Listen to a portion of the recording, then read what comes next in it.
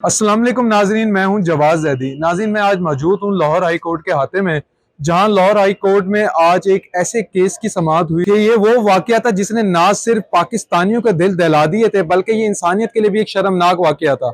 9 सितंबर 2020 पाकिस्तान की तारीख में एक सियाह रात के तौर पर याद रखी जाने वाली एक रात है, जब एक खातून मोटरवे पे सफर कर रही थी और रास्ते में उनकी गाड़ी खराब हो गई। और तो वहां पे दो सफाक मुल्जिमान, जिनको इंसान कहना भी इंसानियत के लिए शर्मिंदगी का बाइस है, आबिद मली और शफकत बगा, इन्होंने गाड़ी का उसका शीशा तोड़ा।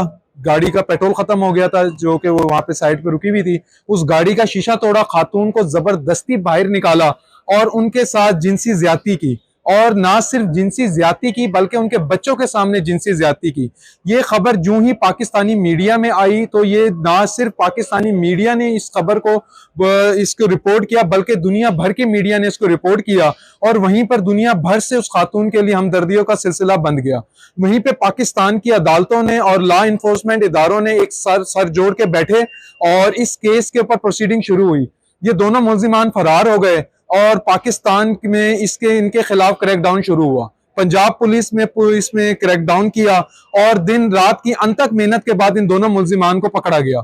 जब इन दोनों मुल्जिमान को पकड़ा गया तो इनका ट्रायल शुरू हुआ, तो इनको एटीसी अदालत की तरफ से सजाए मौत का हुक्म हुआ।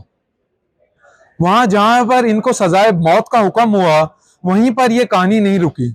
आज इनकी तरफ से लाहौर हाई कोर्ट में सजाए मौत के खिलाफ इन्होंने अपीलें दायर की कि सजाए मौत के खिलाफ। वहां पे हम इस प्रोसीडिंग में भी शामिल थे। हमने देखा जब अदालती ये कार्रवाई हो रही थी, मैं अंदर ही मौजूद था। ये अली जिया बाजवा साहब की कोर्ट में ये समाअत हुई इस केस की, जस्टिस अली जिया बाजवा साहब की, और शराम सरवर साहब ने भी, दोनों जजिस ने बैठ के इसकी केस की समाअत की और इसको सुना।